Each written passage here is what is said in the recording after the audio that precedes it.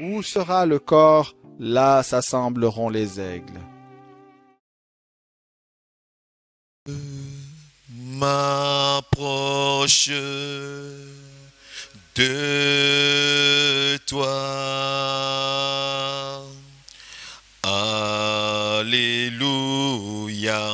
je m'approche de toi, Seigneur. Source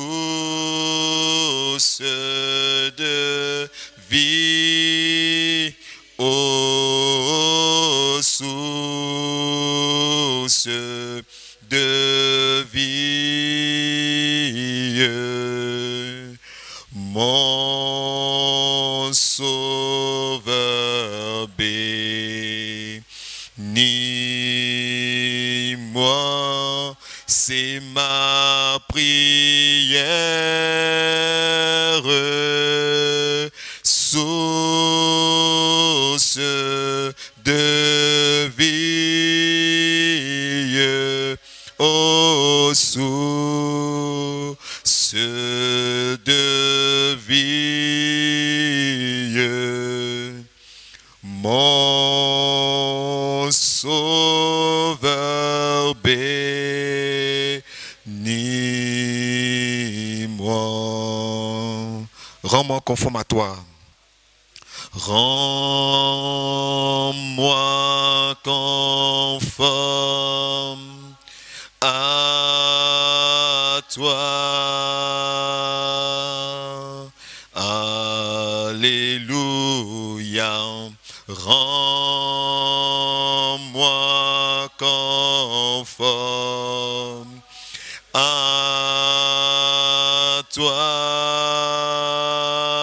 Jésus,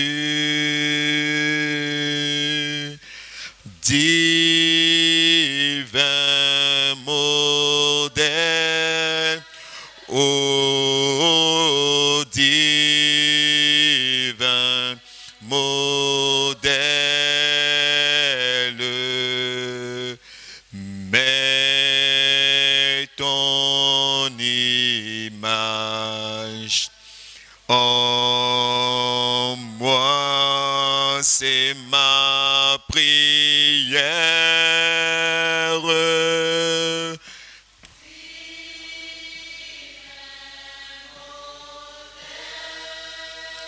Ô divin modèle, mets ton image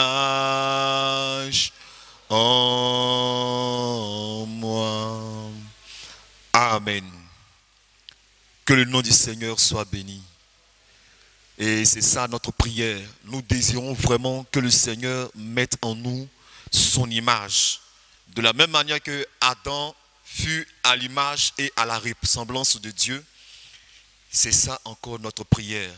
Car en ces derniers jours, Dieu est en train de créer l'homme à son image.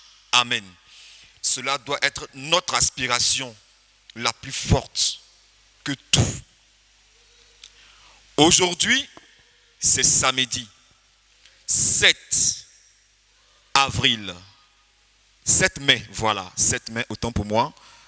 Le samedi 7 mai 2022, comme nous avons pour habitude de le faire, des questions et des réponses. Que ce soit sur le net, des questions qui nous sont posées, nous les répondons. Que ce soit dans l'assemblée, une question relative à une compréhension, une question relative à une prière, une question relative à une vie personnelle. Le but, c'est que nous soyons aidés pour être de plus en plus proches de Dieu. Parce que nous croyons dans un enlèvement. Et nous travaillons, comme Paul a dit, travaillez à votre salut. Nous travaillons pour que nous soyons dans les dispositions de posséder cette promesse imminente, cette précieuse promesse qui est l'enlèvement. Mais une seule chose peut nous permettre de posséder cette promesse, ce n'est que la promesse. Alors le prophète pouvait nous dire, attendez les promesses dans la promesse. Et nous croyons que Dieu est fidèle à sa promesse. Avant de passer aux questions et réponses, je vais demander aux sœurs qui chantent, surtout à la sœur Tatiana, qui va nous proposer quelques cantiques, pour que quand même nous louons notre Dieu, celui-là qui est digne de louange et d'adoration. Et après, nous allons passer aux questions et réponses. Et s'il y a encore du temps, nous allons prier le Seigneur. Amen. Donc ceux qui nous suivent de près ou de loin, nous sommes disposés à recevoir vos questions. Que le nom du Seigneur soit béni. Nous sommes aujourd'hui samedi 7 mai 2022 et nous commençons les questions et réponses après qu'on ait chanté les cantiques. J'ai toujours dit aux gens que ici nous faisons les rediffusions, si on peut le dire ainsi. Ce qui veut dire que pour ceux qui ont posé les questions la semaine passée, je vais en répondre cette semaine. Alors, j'ai répondu à un certain Marco sur le net qui a posé la question. Il a demandé, est-ce qu'une femme peut prêcher l'évangile? Je lui ai répondu et j'ai dit à ce Marco, non, une femme n'a pas le droit de le faire. Si elle le fait, c'est une malédiction. Et Marco, j'ai dit à Marco de suivre la réponse aux questions qui seront données pour le 14 mai. Ce qui veut dire que nous répondons aujourd'hui à certaines choses et le 14 mai, il y aura aussi d'autres réponses. Alors, aux internautes, on vous répondra, mais aux frères de notre église qui sont à Abidjan, qui refusent de venir aux questions et réponses et qui posent des questions, on ne vous répondra pas. Si tu es à Abidjan et qu'on te connaît et que tu poses des questions en restant à la maison, on ne va pas te répondre. Nous répondons à ceux qui se déplacent. Maintenant, si vous êtes à l'extérieur, à l'intérieur, à l'extérieur ou à l'intérieur, nous vous répondrons. Que le nom du Seigneur soit béni. Amen. Alors, pour la question de ce frère qui s'appelle Marco, ou bien de ce monsieur qui s'appelle Marco, nous allons répondre à ces questions. Frère, essaie de voir aux alentours, là, il doit y avoir quelque chose. 1, verset 47 à 54. Je vais dire que un homme a le droit de prêcher si Dieu l'appelle. Et ce n'est même pas tout homme même qui peut prêcher l'évangile. Parmi les hommes, ce n'est pas tous les hommes. Mais parmi les femmes, aucune femme ne peut prêcher la parole de Dieu. Selon le ministère qui nous permet de diriger une église. Une femme ne peut pas être dirigeante d'une église et une femme ne peut pas prêcher comme un pasteur prêche, gagner des hommes jusqu'à les baptiser et à laquelle on va payer la dîme. Ce n'est pas biblique. C'est pourquoi je te montre d'abord que la responsabilité de la prédication de la parole de Dieu depuis l'Ancien Testament n'est confiée qu'aux hommes. Nombre chapitre 1 verset 47 à 54, on écoute. Nombre chapitre 1 verset 47 à 54. Les Lévites, selon la tribu de leur père, Les Lévites, selon la tribu de leur père, ne fut point partie de ce dénombrement. Quand on a dénombré toute l'église, on a dénombré tout le peuple. Quand on a été dénombré tout le pays, ils n'ont pas compté les Lévites, ceux qui viennent de la tribu de Lévi, dans l'Ancien Testament. On ne les mélangeait pas au peuple. C'était un peuple, une tribu qui était à part. Mais, je vais dire à ce frère Marc, dans cette tribu-là, Lévi avait des fils, il y avait des filles dedans. Mais Dieu dit à Lévi, au sacrificateur, tu ne prendras que tes fils et non tes filles. Il avait des filles qu'on pouvait prendre parce qu'elles étaient de la tribu. Donc, c'est vrai, c'est la tribu de laquelle sortaient les serviteurs de Dieu, Mais on ne prenait que des hommes et non les femmes depuis l'Ancien Testament. Vas-y. L'Éternel parla à Moïse et dit, tu ne feras point le dénombrement de la tribu de Lévi et tu n'en compteras point les têtes au milieu des enfants d'Israël. Remets aux soins des Lévites le tabernacle du témoignage, tous les ustensiles et tout ce qui lui appartient. Ils porteront le tabernacle et tous ses ustensiles. Ils en feront le service et ils camperont autour du tabernacle. Quand le tabernacle partira, les Lévites le démonteront. Quand le tabernacle campera, les Lévites le dresseront. Et l'étranger qui en approchera sera puni de mort. Les enfants d'Israël camperont chacun dans son camp, chacun prend de sa bannière, selon leur division. Mais les Lévites camperont autour du tabernacle du témoignage, afin que ma colère n'éclate point sur l'assemblée des enfants d'Israël. Et les Lévites auront la garde du tabernacle du témoignage. Les enfants d'Israël se conformaient à tous les ordres que l'Éternel avait donnés à Moïse. Il fit ainsi. Amen. Un ordre qui avait été donné à Lévi pour ses fils. Je dis bien, il n'avait pas de filles là-dedans. Et il a été demandé à tout Israël de s'y conformer. Depuis l'Ancien Testament, si on parle d'une prophétesse, d'une servante de l'Éternel, elle n'avait pas le droit de servir conformément aux règles qui ont été confiées aux Lévites, les hommes. Ils avaient la charge du temple à l'intérieur comme à l'extérieur. Maintenant, Exode 32, versets 26 à 29.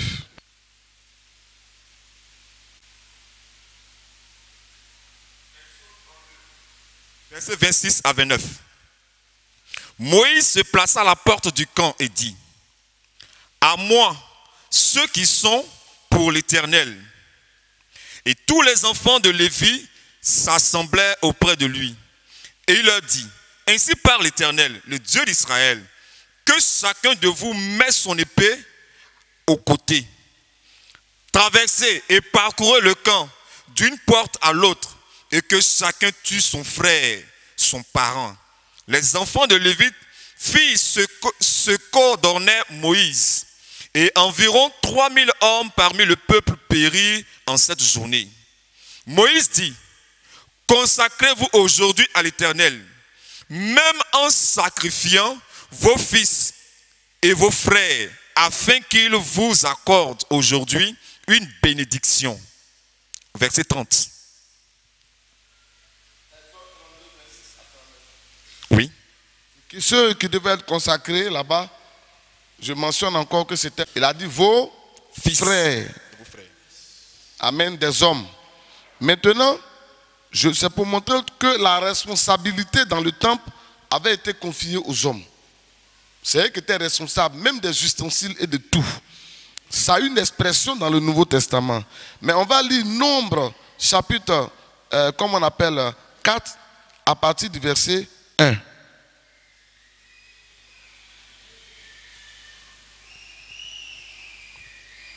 Chapitre 4, à partir du verset 1.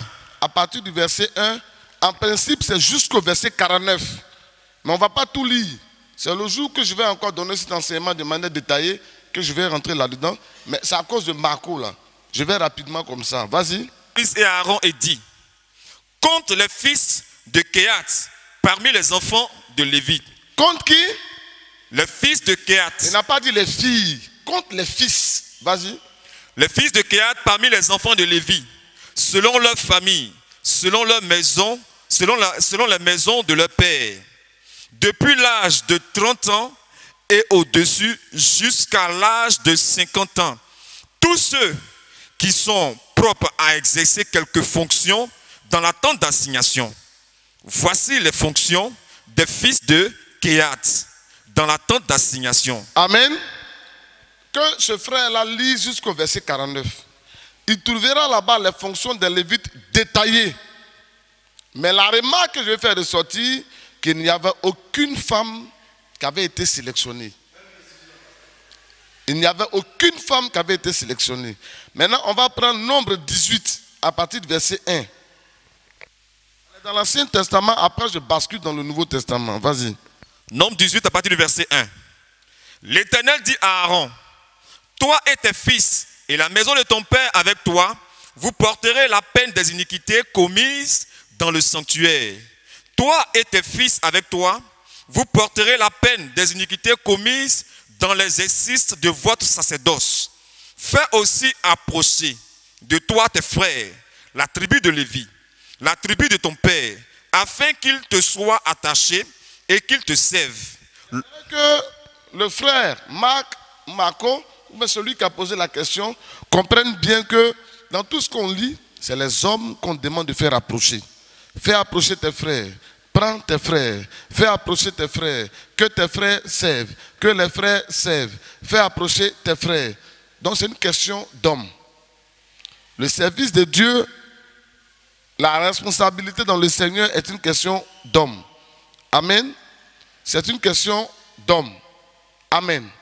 Cela a été dans tout l'Ancien Testament. Maintenant, il lit jusqu'au verset 32. Il peut ajouter à ça Lévitique, attendez. Le verset 7 au verset 10, il fait là une remarque. Du verset 20 au verset 32, il fait une remarque.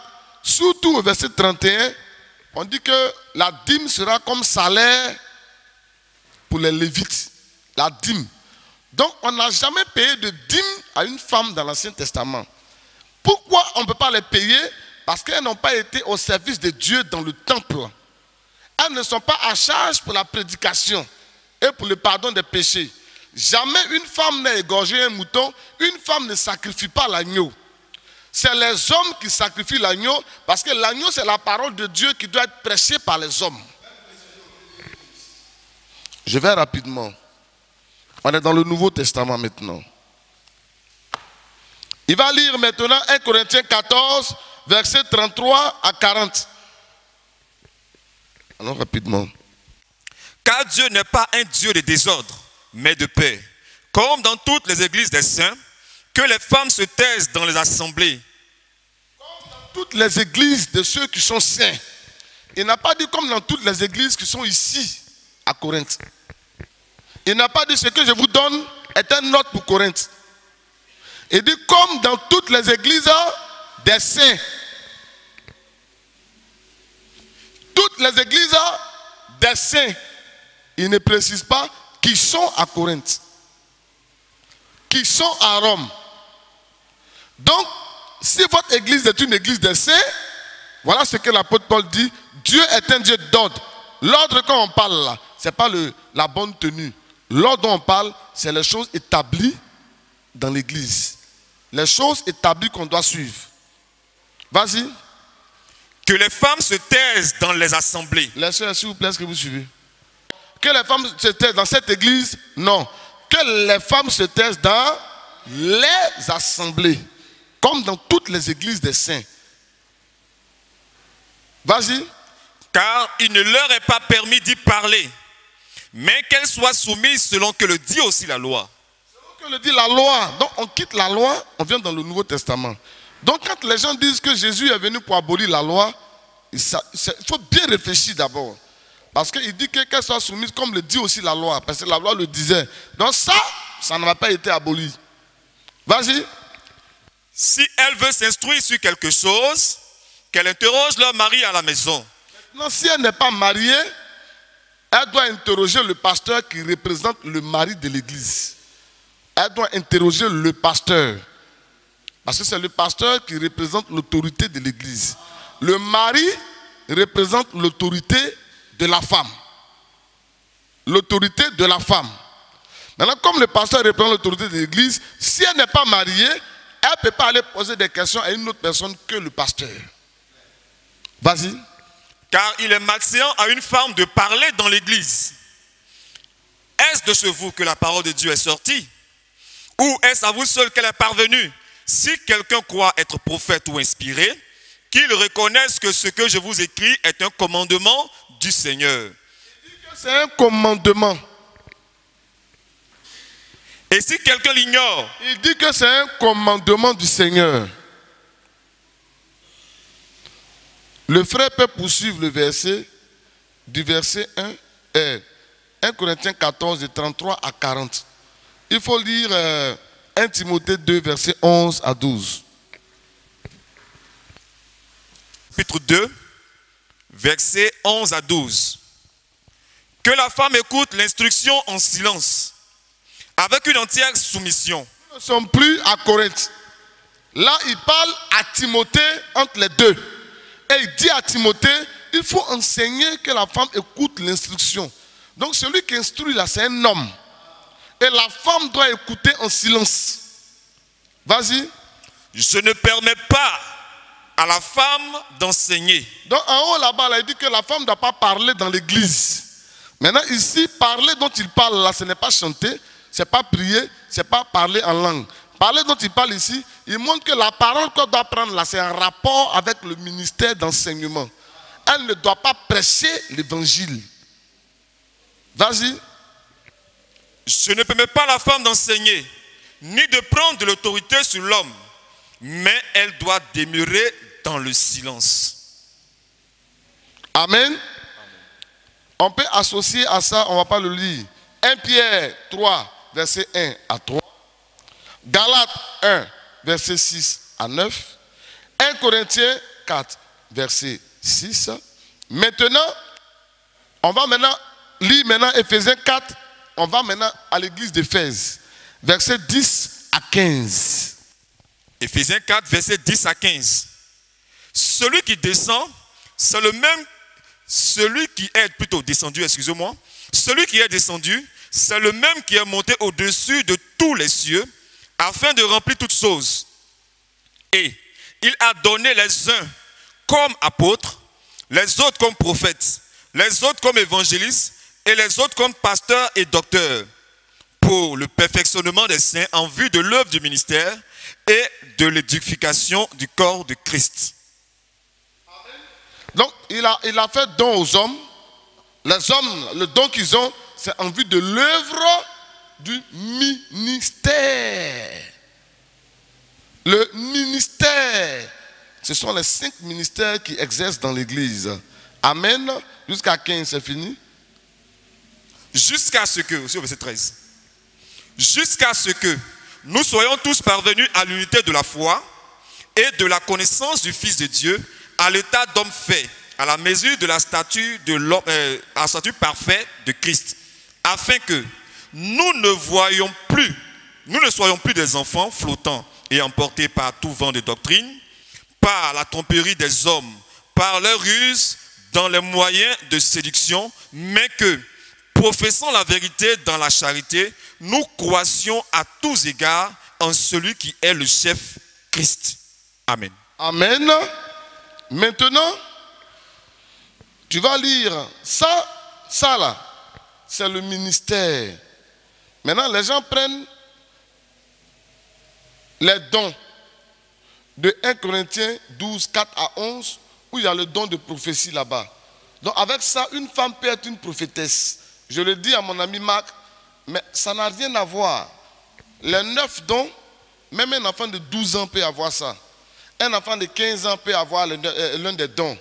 Une fille de 15 ans peut prophétiser. Ça peut faire d'elle une prophétesse, mais ça ne fait pas d'elle une prophétesse qui a le ministère de prophète pour enseigner. C'est différent.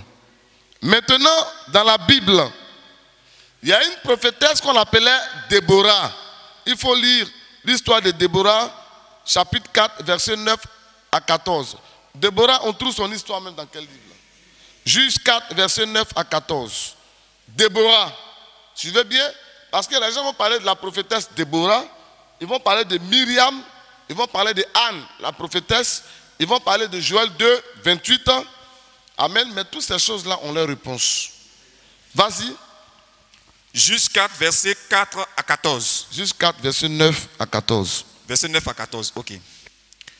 Elle répondit, j'irai bien avec toi, mais... À partir du verset 1. Et juge 4, verset... Elle prend à partir de... Dans ce temps-là, Déborah, prophétesse, femme de Lapidote, était Donc, juge en Israël. On est dans l'Ancien Testament. Si Marc là nous comprend, et tous ceux qui veulent comprendre la question, est-ce que les femmes peuvent prêcher? On est dans l'Ancien Testament. Mais n'oubliez pas que ici Déborah est appelée prophétesse. Mais l'apôtre Paul, quand l'apôtre Paul explique l'Ancien Testament aux chrétiens, l'apôtre Paul dit que la femme doit rester dans le silence. Elle doit se taire et apprendre dans la soumission. N'oubliez pas ça. Mais Paul connaît l'histoire de Déborah. Paul connaît l'histoire de l'Ancien Testament. C'est des serviteurs de Dieu. Les premiers hommes de Dieu connaissent très bien. Il dit, comme le dit aussi la loi, que les femmes se taisent dans les assemblées, comme le dit la loi. Vous voyez?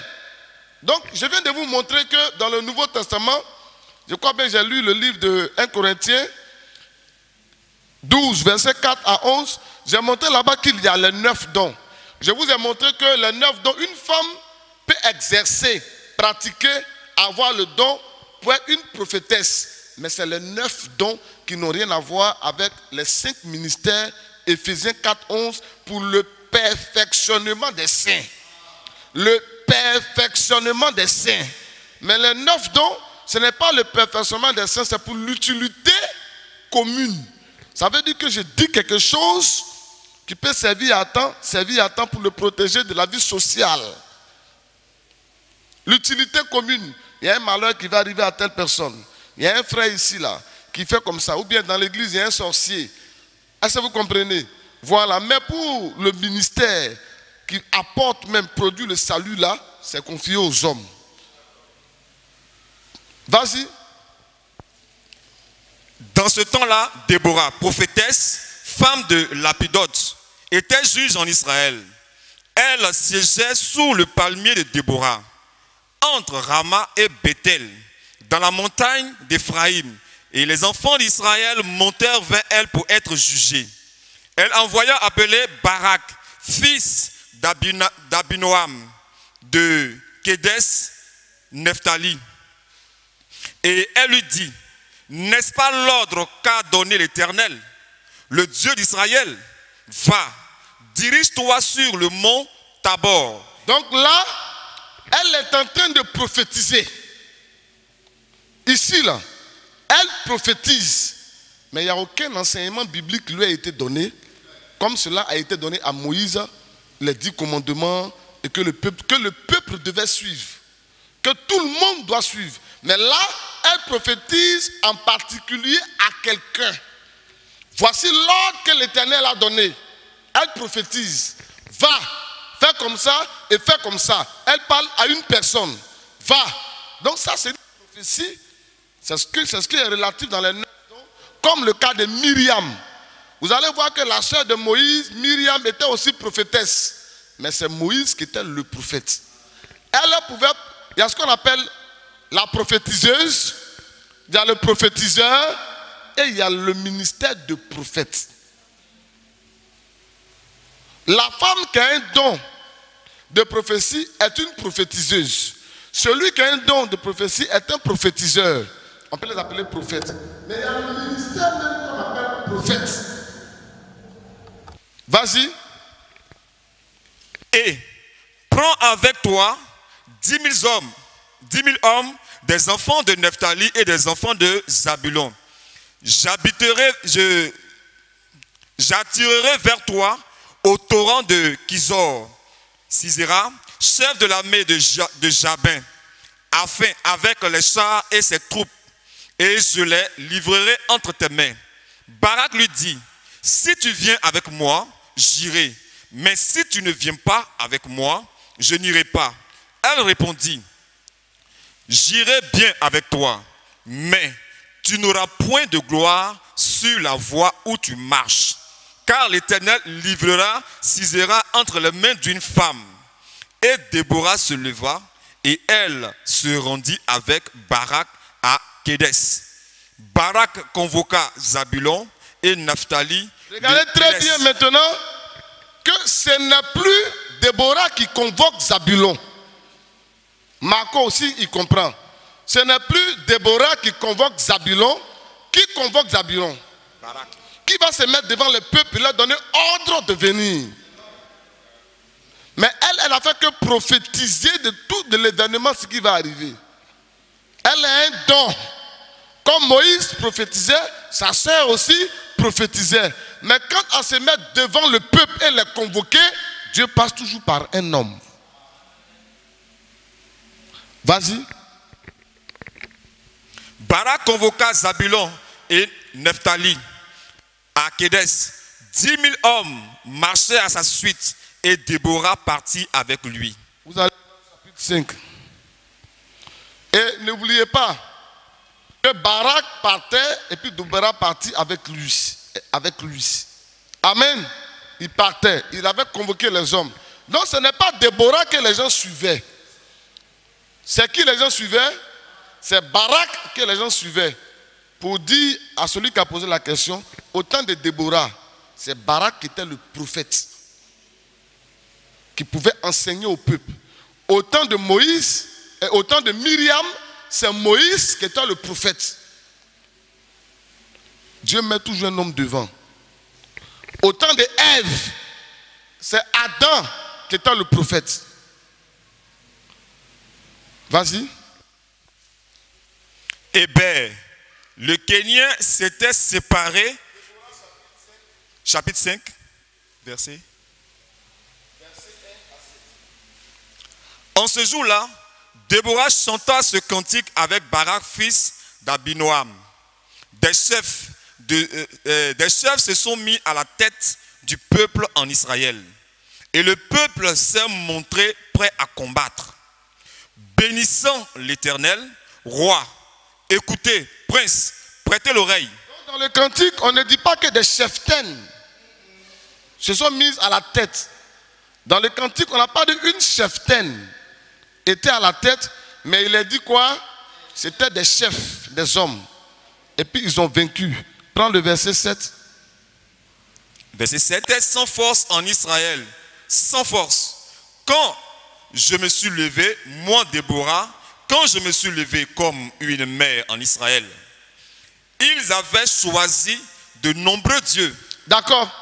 Ici, quelqu'un, je pourrais passer là-dessus, mais je vais vous expliquer ça rapidement. Ce n'est pas qu'on dit, oh, vous voyez, elle a dit que non, que des chefs se sont levés, mais ils étaient sans force. Ça n'a rien à voir. Elle a dit devant que les chefs se sont mis devant et ils ont vaincu. Et quand ils se sont levés pour partir, ils étaient peut-être sans force. Mais c'est dû au fait à elle, la prophétie que Dieu a donnée au travers d'elle là. C'est ce qui les a fortifiés et puis ils sont partis. En se levant, ils étaient sans force. Ça n'a rien à voir avec, le fait qu'ils étaient faibles, elle les conduisait ou pas. Donc faites attention. Il faut prendre le verset 12. Verset 12. Réveille-toi, réveille-toi, Déborah. Réveille-toi, réveille-toi. Dis un cantique. Lève-toi, Barak, et amène tes captifs, fils d'Abinoam. Alors un reste du peuple triompha des puissants. L'Éternel me donna la victoire sur les héros. D'Éphraïm arrivaient les habitants d'Amalek. À ta suite marcha Benjamin parmi ta troupe.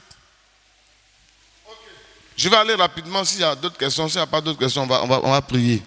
C'est pour dire que, à mon frère qui a posé la question, le cas de Déborah, là, il y a sa réponse. Déborah, là, ceux qui devaient faire, comment on appelle, au temps de Déborah, on peut te lire des versets clairs. Celui qui était prophète, c'était Barak. C'est Barak qui était le prophète. Si tu prends Hébreux chapitre 11, le nom de Déborah n'est pas cité là-bas. Dans les héros de la foi, c'est Barak qui est cité à la place de Déborah. Hébreux 11, l'apôtre Paul cite le nom de Barak comme étant le prophète au temps de Déborah. Le nom de Déborah n'est pas cité. On pourra en parler encore et davantage. Maintenant, quand ils vont te prendre le cas de Joël 2, 28, je mettrai mon esprit sur toute chair. Ça veut dire que femme doit prêcher. Ok. Mais je mettrai mon esprit sur toute chair. Là, c'est un verset de l'Ancien Testament. Pourquoi dans le Nouveau Testament, femme n'a pas église? C'est une question simple. Hein. Si je mettrai mon esprit sur toute chair là, Joël 2, 28, ça veut dire femme doit prêcher. Ok, on est dans Joël 2, verset 28, qui est dans l'Ancien Testament. Maintenant, cela s'est accompli dans Actes des Apôtres, où le Saint-Esprit est descendu sur tout le monde. Mais pourquoi parmi les apôtres là, il n'y a pas eu femme pasteur? Jésus même avec sa maman, Marie, mère de Jésus, pourquoi n'est pas devenu leur pasteur tous? Vous voyez? Donc, dans Joël 2, 28, je mettrai mon esprit sur toute chair. Il annonçait le déversement du baptême du Saint-Esprit sur tout homme qui allait croire en Jésus. Tous ceux qui avaient la foi en Jésus. C'est pourquoi quand il explique aux Romains, dans le livre de Romains, il leur dit clairement les choses. Il montre qu'on n'est pas sauvé par les œuvres, mais il dit que tout celui qui invoquera, celui qui croit en Jésus, celui qui a la foi, sa foi lui est imputée à justice, comme Abraham.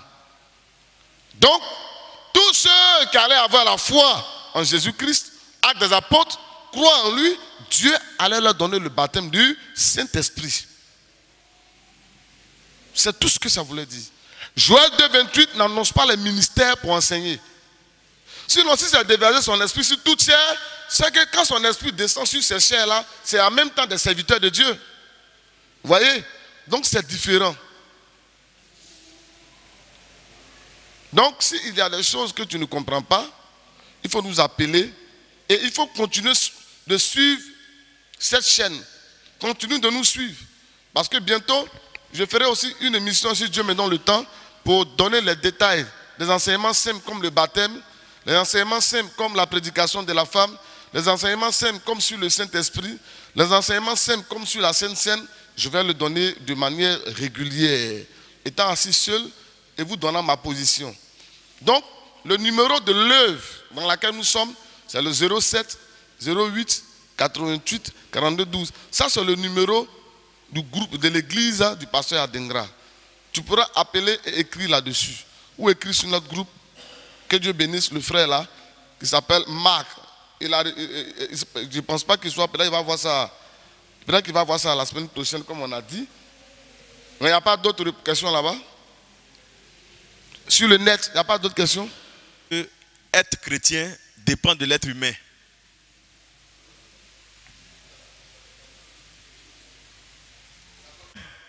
Donc, que Dieu bénisse son serviteur. Nous poussons toujours avec les questions et réponses. Nous avons une seconde question.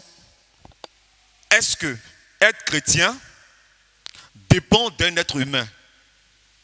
Selon que le dit la Bible, dans Romains chapitre 9. Mais avant que je réponde, est-ce qu'un frère ou une sœur veut dire quelque chose d'abord? À partir du verset 14. Que dirons-nous donc? Y a-t-il en Dieu de l'injustice? Loin de là. Car il dit à Moïse, je fais miséricorde à qui je fais miséricorde, et j'aurai compassion de qui j'ai compassion. Ainsi donc, cela ne dépend ni de celui qui veut, ni de celui qui court, mais de Dieu qui fait miséricorde. Donc un homme ne peut pas désirer être chrétien. Ce n'est pas possible. C'est Dieu lui-même qui produit en nous le vouloir et le faire. Lorsque Dieu a choisi de te sauver, il met toutes les conditions qu'il faut en place pour te sauver. Il disposera ton cœur. Il amènera vers toi un homme qui a en lui cette portion de vie pour te la transmettre. Parce que ici nous croyons qu'un homme, un fils de Dieu, peut transmettre la vie éternelle à un homme mortel. Et ainsi, Dieu permettra que cette personne te rencontre, t'apporte la parole et Dieu disposera ton cœur à recevoir la parole et Dieu lui-même travaillera à t'attirer à lui. C'est en cela que l'Écriture dit, nul ne vient à moi, Jésus, moi la parole, si le Père ne l'attire. Pour dire que ça ne dépend pas de nous. Tant que Dieu ne t'a pas attiré à lui, tu ne peux pas l'accepter. Tu peux te poser pendant des années, mais le jour où Dieu a décidé que toi, tu lui appartiennes, alors ce jour-là, tu ne pourras pas résister. Car l'Écriture dit, qui peut résister à la volonté de Dieu? Aucun homme. Éphésiens, chapitre 2, verset 8. Il dit, car c'est par la grâce que vous êtes sauvés. Ce qui veut dire que tu n'as rien fait. Tu n'as rien demandé. Tu étais assis quelque part. Vautrant dans le péché, tu faisais ce que tu voulais. Mais quelqu'un a voulu que tu sois sauvé. C'est ça qu'on appelle la grâce. C'est par la grâce que nous sommes sauvés.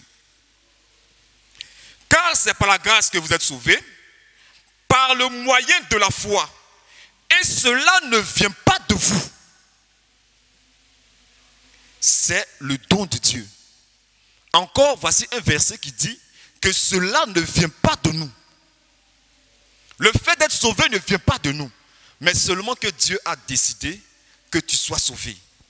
Donc, mon bien-aimé frère, je ne vais pas être trop long sur la question. Je crois que les versets que nous avons lus sont clairs. Si tu n'as pas compris, tu peux encore écrire la question et par la grâce de Dieu, nous nous efforcerons de t'apporter la réponse appropriée. Mais pour l'instant, voici notre position. Le salut ne dépend pas d'un être humain. Si Dieu a choisi de te sauver, il te sauvera. Comme Jésus a dit à ses disciples, ce n'est pas vous qui m'avez choisi. Si je peux trouver rapidement ce verset. Il dit, mais c'est moi qui vous ai choisi afin que vous portiez beaucoup de fruits. 15, verset 16. Il dit, ce n'est pas vous qui m'avez choisi, mais moi, je vous ai choisi et je vous ai établi afin que vous alliez et que vous portiez de fruits et que vos fruits demeurent, afin que ce que vous demandez au Père en mon nom, il vous le donne. Donc, ce n'est pas nous qui avons choisi Dieu. C'est lui qui nous a choisis. Ce n'est pas nous qui l'avons appelé, c'est lui qui nous a appelés. Et c'est lui qui a mis en nous ce désir de répondre à cet appel. Sinon, l'appel est lancé, mais plusieurs personnes entendent l'appel, mais ne répondent pas. Mais comment se fait-il que toi, tu réponds? Pourtant, tu es avec des amis qui sont dans les mêmes conditions de péché que toi. Mais toi, tu parviens à répondre. Cela ne vient pas de toi, car la Bible dit, nos capacités viennent de Dieu. C'est Dieu qui a mis en toi cette capacité de répondre à cet appel et de t'approcher de lui, parce qu'il a décidé ce jour-ci de te sauver. Donc, mon bien-aimé frère, voici un peu notre position sur cette question et que le Seigneur te bénisse. Si, comme je l'ai dit, tu n'as pas encore bien compris la question, tu peux réitérer ta question et par la grâce de Dieu, certainement l'homme de Dieu, certainement un autre frère, quelqu'un d'autre apportera une parole qui apportera plus de clarification encore sur la chose pour que tu sois édifié. Que le Seigneur te bénisse. Je voulais poser une question sur l'adultère. Parce que, à mon sens, je me disais que l'adultère relève de ce qu'un homme ait des rapports avec une femme mariée. Mais par rapport à l'intervention du pasteur le dimanche, j'ai vu que c'était le contraire. Donc, je voulais demander de savoir quelle est la définition biblique concernant l'adultère. D'accord. Mais d'abord, qu'est-ce que le pasteur a dit que tu as entendu qui a changé ton opinion?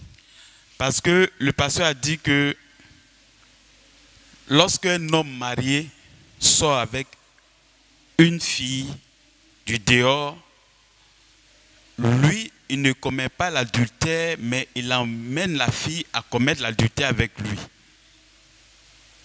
Je pense que c'est ce que j'ai cru entendre. C'est ce que tout le monde a entendu? Ok. Il n'y a pas de souci, on peut répondre à la question. Mais moi, je ne crois pas que c'est ce que le pasteur nous enseigne. Non, l'adultère ne tourne pas autour d'un homme marié. L'adultère tourne autour d'une femme mariée. Voilà. Si un homme marié couche avec une femme de dehors qui n'est pas mariée, ce n'est pas de l'adultère, c'est de la fornication. Maintenant, si un homme qui n'est pas marié couche avec une femme mariée, c'est de l'adultère. Si un homme marié couche avec une femme mariée, c'est de l'adultère. L'adultère. La Bible dit que David qui était marié là, il a eu plusieurs femmes, il n'a jamais commis l'adultère. Mais à quel moment il a commis l'adultère? Il a commis l'adultère quand il a pris la femme d'un autre. Amen. Donc, comme je disais,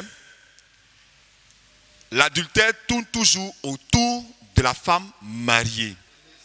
Selon Romains chapitre 7, que je vais lire. Romains chapitre 7, verset 1er.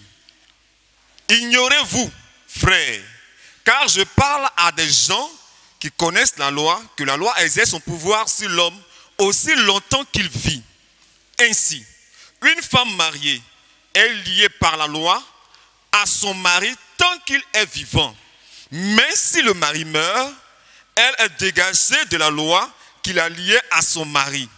Si donc, du vivant de son mari, elle devient la femme d'un autre homme, elle sera appelée adultère. Mais si le mari meurt, elle est affranchie de la loi, de sorte qu'elle n'est point adultère en devenant la femme d'un autre. Voilà. Et dans Matthieu 5, versets 31 à 33, qu'on a lu tout à l'heure, la Bible dit que si un homme épouse une femme répudiée, commet un adultère. Voilà. Donc, l'adultère, c'est lorsque un homme entre en liaison avec une femme mariée ou une femme répudiée. Mais un homme marié qui sort avec une femme qui n'est pas mariée, ce n'est pas un adultère, c'est de la fornication. Il y a une différence entre la fornication et l'adultère. Voilà. C'est un peu ça. Je crois que c'est clair, c'est fini? Ok. Il y a encore des questions? Bon, je voulais un éclaircissement ou bien si c'est la même chose. L'homme marié, c'est la fornication. Mais celui qui n'est pas marié, qu'est-ce qu'il commet? Ni la fille, ni le frère qui n'est pas marié. C'est aussi la fornication. La fornication, c'est le fait de sortir avec une fille ou avec un homme sans mariage. Voilà, vous n'êtes pas mariés, vous sortez ensemble, ça c'est la fornication. C'est comme ça. En d'autres mots, on appelle ça aussi impudicité. En d'autres termes, on appelle ça impudicité. Sinon, l'impudicité, pour moi, c'est l'ensemble des péchés sexuels. Voilà, masturbation, sortir une femme, tout ça là. C'est tout ce qui est impur. L'impudicité. Amen. Que le Seigneur nous bénisse. Et ici prend fin les questions et réponses. Notre précieux Père Céleste, nous voulons humblement nous approcher vraiment de toi, Éternel. Nous voulons nous approcher avec nos faiblesses. Nous voulons nous approcher de toi avec nos erreurs, nos manquements. Parce que nous savons qu'en toi, nous avons le refuge. Nous savons qu'en toi, nous avons la délivrance, Éternel notre Dieu. Nous reconnaissons que parfois, nous nous comportons mal. Nous reconnaissons que parfois, Seigneur, nous avons des attitudes qu'il ne faut pas. Nous sommes parfois têtus et désobéissants. Mais toutefois, puisses-tu encore te souvenir de chacun de nous, Éternel. Souviens-toi de la soif qu'il y a dans notre cœur de te ressembler. Et produis en nous, à chacun de nous, un réveil. Afin que nous retrouvions nos moments de prière que nous avons autrefois, Seigneur. Ne nous laisse pas faiblir et le diable prend le dessus sur nous. Parce que tu ne nous as pas créés pour être soumis au diable. Tu nous as créés pour te ressembler. Seigneur, souviens-toi aussi de notre vie quotidienne. Chez certaines personnes, cela peut aller bien. Au point où nous pouvons envier, c'est vrai, comme des hommes. Mais quand nous nous souvenons de toi, Seigneur, nous jetons des regards sur toi. Et nous te disons, ô Père Céleste, souviens-toi de nos affaires. Souviens-toi de nos entreprises. Souviens-toi de notre travail, Seigneur. Et relève-nous. Permets que nous soyons dans l'abondance afin que nous t'apportions davantage. Bénis les offrandes que nous t'avons apportées, Seigneur. Bénis ton serviteur, ô Dieu. Et permets que cette église soit richement bénie. Non seulement spirituellement, mais aussi matériellement. que les dons spirituels soient déversés dans l'église. Mais nous demandons plus. Et le don de prophétie et le don de guérison. Ce dont nous avons besoin pour résoudre nos problèmes que nous avons ici, Seigneur. Mais nous comptons sur toi. Et nous croyons que tu nous exauces toujours. C'est pourquoi que la gloire, l'honneur et la magnificence te soient rendues à toi, le seul vrai Dieu, au nom du Seigneur Jésus-Christ. Amen. Que le Seigneur nous bénisse. On peut s'asseoir.